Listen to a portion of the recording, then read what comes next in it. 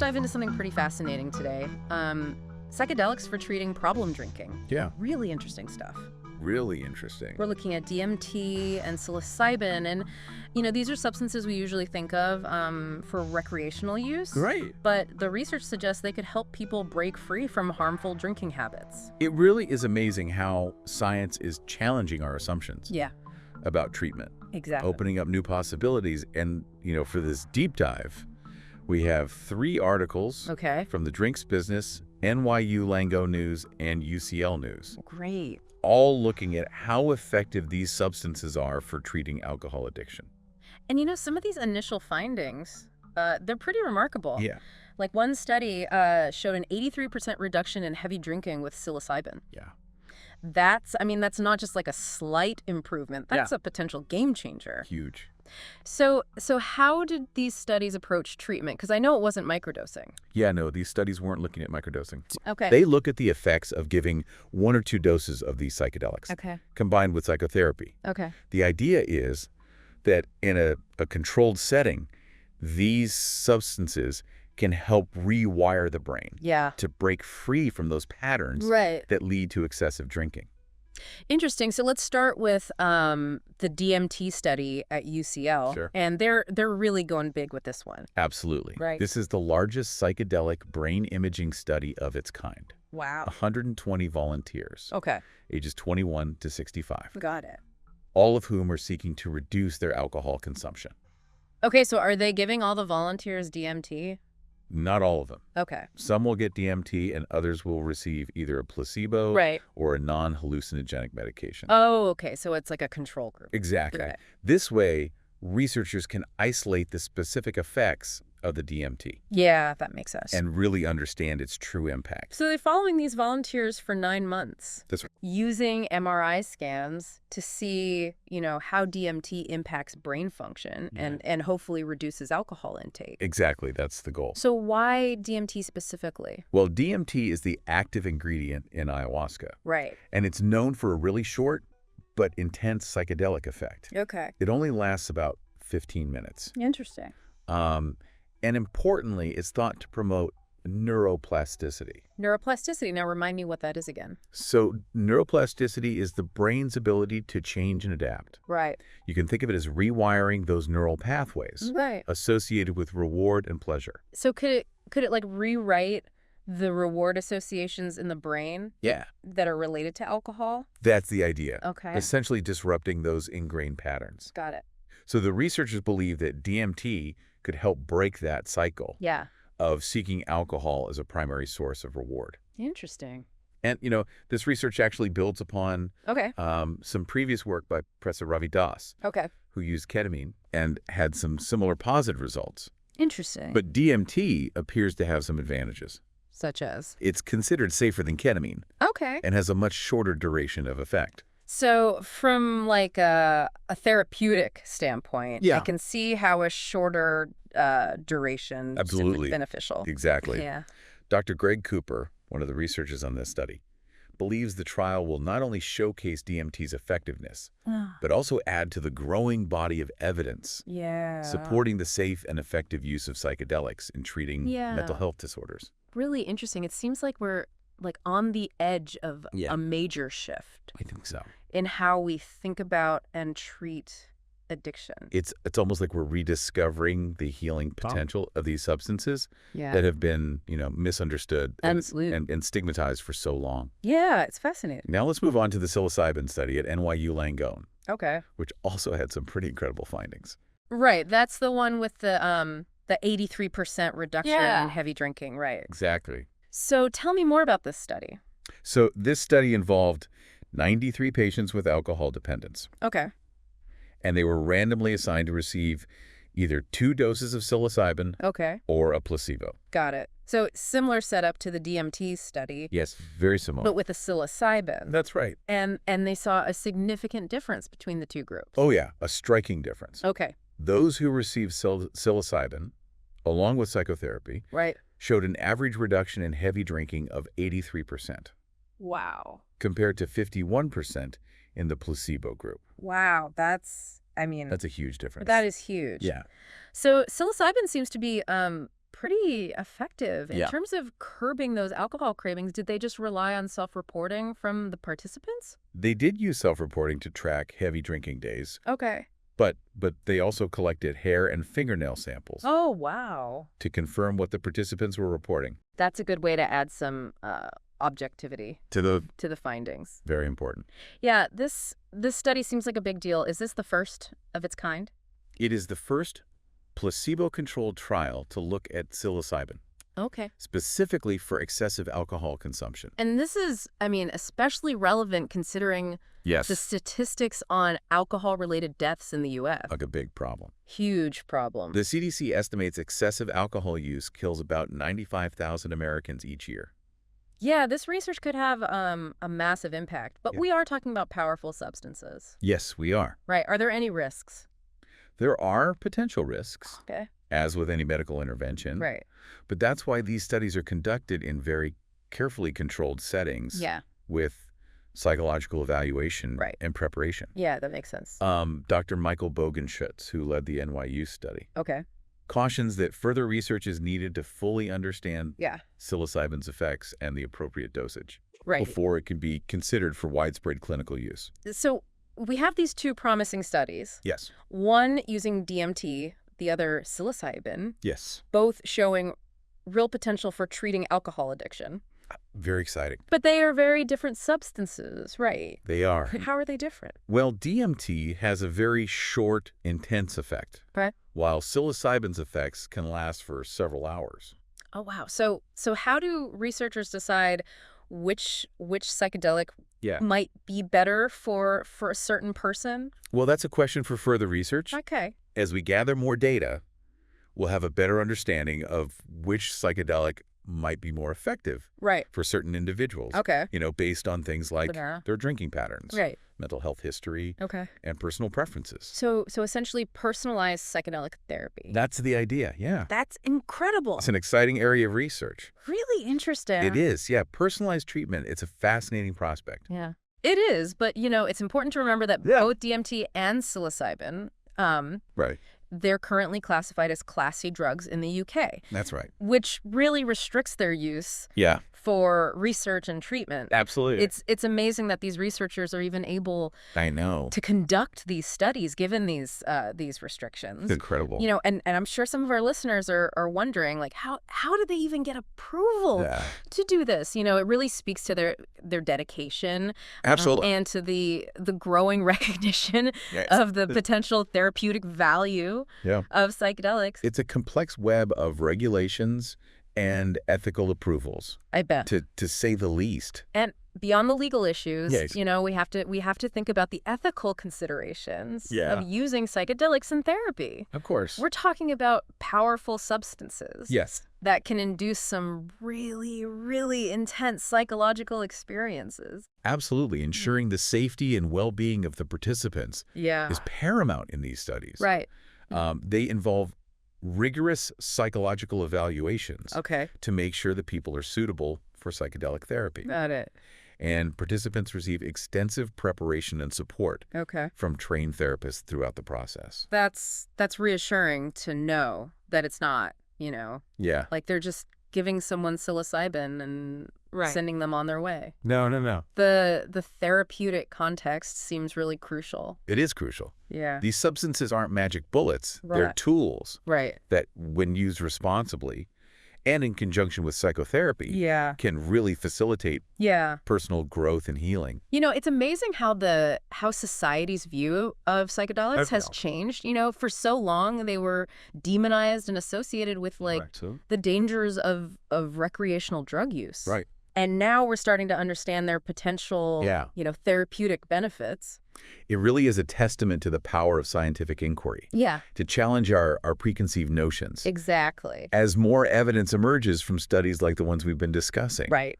it's becoming increasingly difficult to ignore Yeah. the potential of these substances to address mental health challenges. Absolutely. I mean, it makes you wonder what other potentially beneficial therapies are out there just waiting to be discovered. Absolutely. Or rediscovered in this case. That's right. It's like it reminds us to always be questioning our assumptions. Absolutely. And exploring new frontiers in healthcare. That's the beauty of science. Yeah. It's a constant evolution of discovery. Yeah. Driven by curiosity. Right.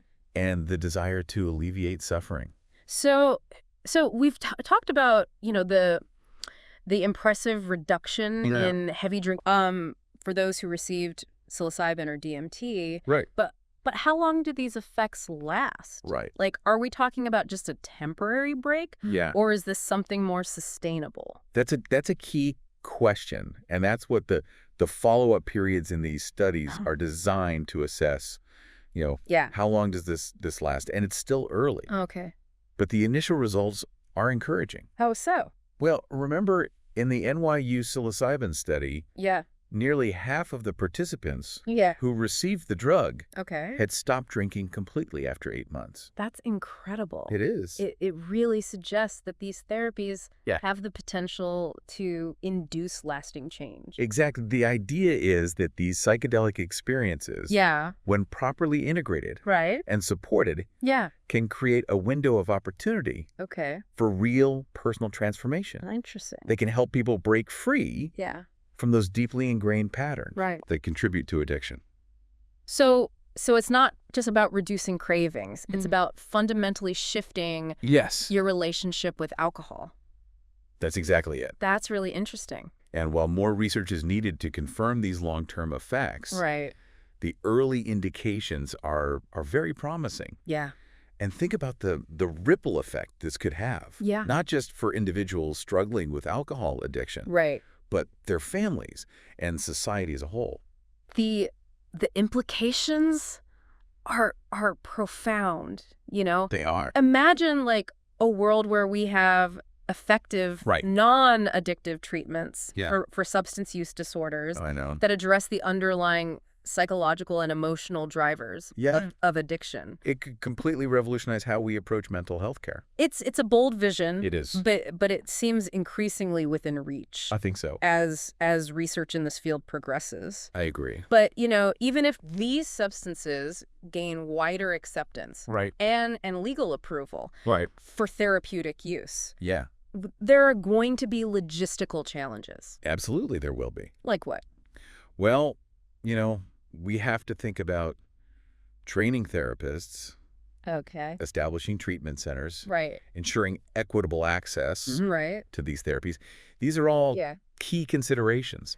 And cost is a factor, too. Of course. I mean, psychedelic therapy is likely to be expensive, at least initially. You're right. Cost could be a significant barrier for a lot of people. Right.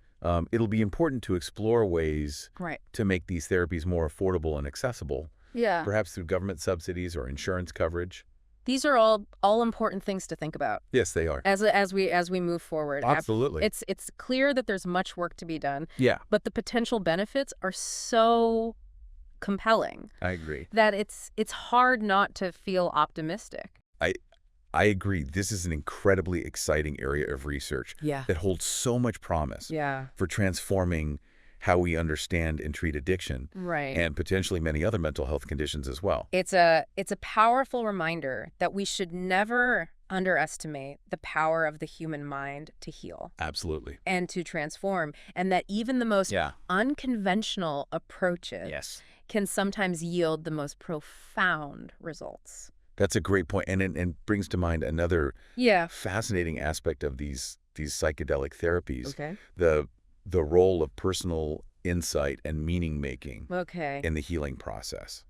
So you're referring to the subjective experiences that people have during these psychedelic sessions. Exactly. Those profound alterations in perception, emotion, sense of self. Exactly. Often these experiences are accompanied by deep personal insights and a sense of interconnectedness. Interesting. That can be truly transformative.